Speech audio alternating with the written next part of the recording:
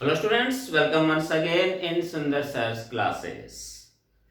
तो स्टूडेंट्स, आज का हमारा विषय है वर्ब्स और इसके अंतर्गत हम आज पढ़ेंगे प्राइमरी ऑक्सिलरी वर्ब्स के बारे में।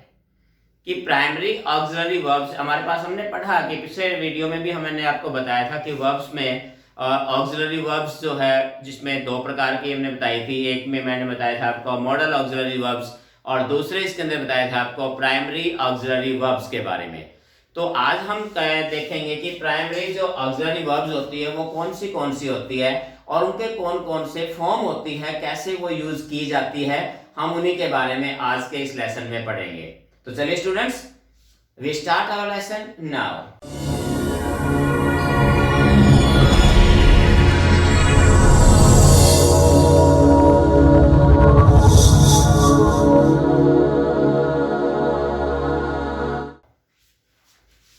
तो स्टूडेंट, सबसे पहले अगर हम बात करें कि प्राइमरी ऑक्सिलरी वर्ब्स होती कौन सी है, तो इसमें हमारे पास तीन होती है, डू, हैव और बी। तीन हमारे पास ये ऐसी वर्ब्स होती हैं जिनको हम प्राइमरी ऑक्सिलरी वर्ब्स भी कहते हैं। अब इन वर्ब्स की सबसे बड़ी विशेषता क्या है कि इन्हें ऑक्सिलरी वर्ब्स क्यों नहीं कहते, प्राइमरी ऑक्सिलरी वर्ब्स क्यों कहते हैं, ये उनसे किस प्रकार से डिफरेंट है। तो स्टूडेंट्स, हमने पहले अगर थोड़ा सा ध्यान होगा, अगर आप फ्लैशबैक में जाएं अगर आपको, तो अगर हम बात करें ऑक्सिलरी वर्ब्स की, जो मेन ऑक्सिलरी वर्ब्स थी हमारी मॉडल, तो वहां हमने देखा कि मॉडल्स का विशेषता यह थी कि वो केवल और केवल हेल्पिंग वर्ब के रूप में यूज होती हैं। लेकिन अगर हम बात करें प्राइमरी ऑक्सिलरी वर्ब्स की, तो ये हमारे पास जो तीन वर्ब्स हैं इनकी सबसे बड़ी विशेषता ये कहते हैं कि all these verbs can be used in both forms, means main verb as well as helping verb. तो ये चीज, इसी द मेन फीचर, ये अपने मेन पॉइंट है जो इनका याद रखना कि प्राइमरी ऑक्सिलरी वर्ब्स होती हैं वो मेन वर्ब और हेल्पिंग वर्ब दोनों ही फॉर्म में यूज हो सकती है, इसलिए इन्हें प्राइमरी ऑक्सिलरी वर्ब्स कहा जाता है। तो चलिए हम इनके अलग अलग देख लेते हैं। सबसे पहले अगर हम बात करें डू, पहली वर्ब हमारे पास होती है डू। तो डू की अगर बात करें तो हमारे पास डू के रूप होते हैं इसमें डू और डज, डिड और डन। अगर हम इसकी बात करें तो वर्ब की बेस फॉर्म होती है, first form of the verb भी कह सकते हैं। दूसरे हमारे पास ये V2 होती है, वर्ब की सेकंड पास्ट टेंस होता है, और ये हमारे पास वर्ब की थर्ड फॉर्म के रूप में या means perfect form of the verb के रूप में भी यूज करते हैं। इनका एग्जांपल देख जैसे I do my work, I do my work, तो यहाँ हमारे पास मेन वर्ब के रूप में। इसी प्रकार से he does his work, तो यहाँ पर भी हमारे पास डू यानी प्रेजेंट टेंस के रूप में, प्रेजेंट फॉर्म के रूप में यूज की जा रही है। अगर हम बात करें he did not know him, अगर स्टूडेंट्स यहाँ बात करें did की, तो यहाँ अंतर अगर आप देखोगे, यहाँ ये मेन वर्ब के रूप में, दोनों ही सेंटेंसेस में मेन वर्ब के रूप में यूज की जा रही हैं। लेकिन अगर आप इस सेंटेंस की बात करें तो यहाँ जो डिड जो फॉर्म है इसका, यानी जो डू की फॉर्म है, यहाँ ये मेन वर्ब ना होकर हेल्पिंग वर्ब के रूप में यूज हो रही है। यहाँ मेन वर्ब जो है हमारे पास नो है, तो यहाँ पर आपकी मेन ना होकर ये हेल्पिंग वर्ब के रूप में, यही मैंने बताया कि ये मेन वर्ब के रूप में भी यूज होती हैं और हेल्पिंग वर्ब के रूप में भी यूज की जाती हैं। अब अगर हम बात करें दूसरे हमारे पास है, दूसरी हमारे पास वर्ब होती है हमारे पास हैव। हैव के रूप अगर आप देखो, हैज और हैव प्रेजेंट में, इसके बाद पास्ट में हैड, और परफेक्ट फॉर्म में इसकी बिग फॉर्म सेम होती है, हैड यानी सेकंड और थर्ड फॉर्म में सेम होती है। अगर हम इसकी बात करें यहाँ आई हैव अ कार, जैसे एग्जांपल की बात करें आई हैव अ कार, तो यहाँ पर हैव हमारे पास मेन वर्ब के रूप में यूज की गई, यहाँ पर हैव हमारे पास मेन वर्ब के रूप में है। और एग्जांपल आप इसका अगर हम देखना चाहें, बनाना चाहें, तो और एग्जांपल भी देख सकते हो। जैसे देखिए हेल्पिंग वर्ब के अगर रूप में करें तो इसमें क्या होता है, have is used in perfect and perfect continuous tense, यहाँ पर ये मेन वर्ब के रूप में है।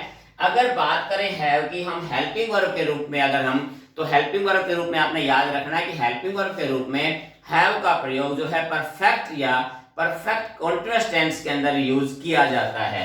Example just like I have not seen him, तो ये हमारे पास परफेक्ट टेंस है, यहाँ हेल्पिंग वर्ब के रूप में यूज की गई है, यहाँ मेन वर्ब के रूप में थी, तो यहाँ हेल्पिंग वर्ब के रूप में मेन वर्ब इसमें हमारे पास सीन है। इसी प्रकार जैसे I have been waiting for him since, अगर इस सेंटेंस को देखा यहाँ पर भी ये हेल्पिंग वर्ब के रूप में यूज की गई है। मेन वर्ब इसके अंदर भी जो है क्या है, व्हिच है, और ये परफेक्ट कंटीन्यूअस टेंस है। तो हमें पता है कि हैव मेन वर्ब के रूप में आप कहीं भी यूज कर सकते हैं इसका। इसके अलावा अगर आप हेल्पिंग वर्ब के रूप में यूज करें तो यहाँ इसका परफेक्ट या फिर परफेक्ट कंटीन्यूअस टेंस में इस टेंस का, इस वर्ब का यूज किया जाता है। तो स्टूडेंट्स नेक्स्ट अगर हम देखें तो हमारे पास चीज क्या आती है, हमारे पास अब इसी का रूप एक और देख लेते हैं, हैव का ही रूप, और तीसरा रूप है वो क्या है, हैव प्लस इन्फिनेटिव। आपने मोस्टली कई बार सेंटेंस में देखा होगा हैव के बाद इन्फिनेटिव का प्रयोग करते हैं, जैसे have to, has to, had to का प्रयोग आपने देखा है।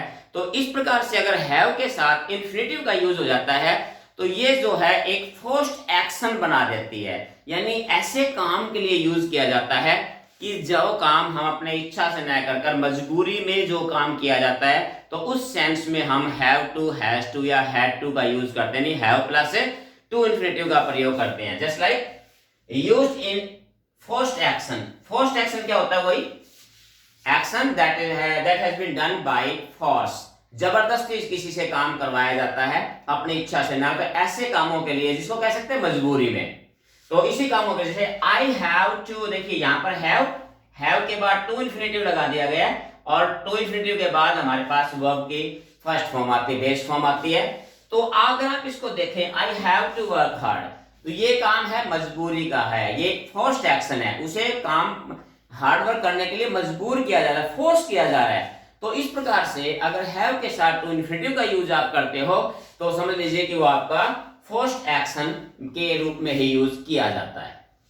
तो स्टूडेंट्स ये हमारे पास दो हो चुके हैं अभी तक, डू और हैव। अब हमारे पास तीसरी जो फॉर्म बचती है वो हमारे पास है बी।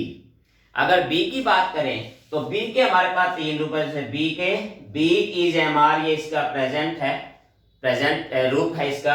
अगर पास्ट में बात करें तो वॉज और वर की बात आती है इसमें, और अगर हम परफेक्ट फॉर्म देखें तो इसकी बीन, इसकी परफेक्ट फॉर्म या थर्ड फॉर्म के रूप में आप कह सकते हैं इसका यूज किया जाता है।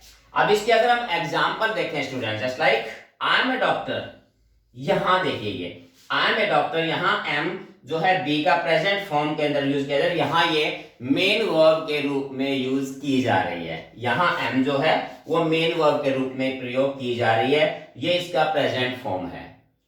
सेकंड अगर हम देखें, ही वॉज वर्किंग हार्ड, अब यहां देखिए पहली बात तो ये कि इसका पास्ट टेंस है, और दूसरी बात ये है कि यहां जो है जो बी जो है वो यहां मेन वर्ब ना होकर बल्कि हेल्पिंग वर्ब के रूप में यूज की जा रही है। मेन वर्ब इसमें वर्क है, तो यहां पर ये आपका मेन वर्ब है, और यहां ये हेल्पिंग वर्ब के रूप में यूज हो रही है। इस सेंटेंस में यहां पर आपकी मेन वर्ब के रूप में यूज की जा रही है।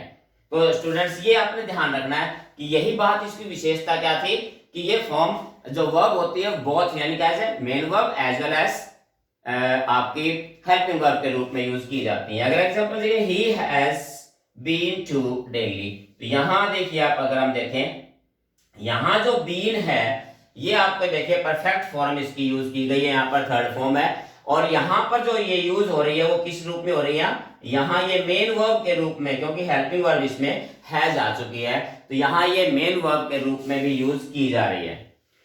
तो स्टूडेंट्स इस प्रकार से आपने देखा कि हमारे पास ये जो मेन हमारे जो प्राइमरी ऑक्सिलरी वर्ब होती है, इनका यूज हमें बहुत ही केयरफुली और ध्यान से करना होता है, क्योंकि ये ऐसी वर्ब्स हैं कि जो मेन वर्ब के साथ साथ ऑक्सिलरी वर्ब के रूप में, हेल्पिंग वर्ब के रूप में भी यूज की जाती हैं, और इनके फॉर्म भी जो है वो तीनों प्रकार के, यानी कि प्रेजेंट और प्रेजेंट, पास्ट और परफेक्ट, तीनों रूप में इनका यूज किया जाता है। तो स्टूडेंट्स आज के इस लेसन में इतना ही, फिर मिलते हैं एक और नए लेसन में एक और नए टॉपिक के साथ। तब तक have a nice day, thank you.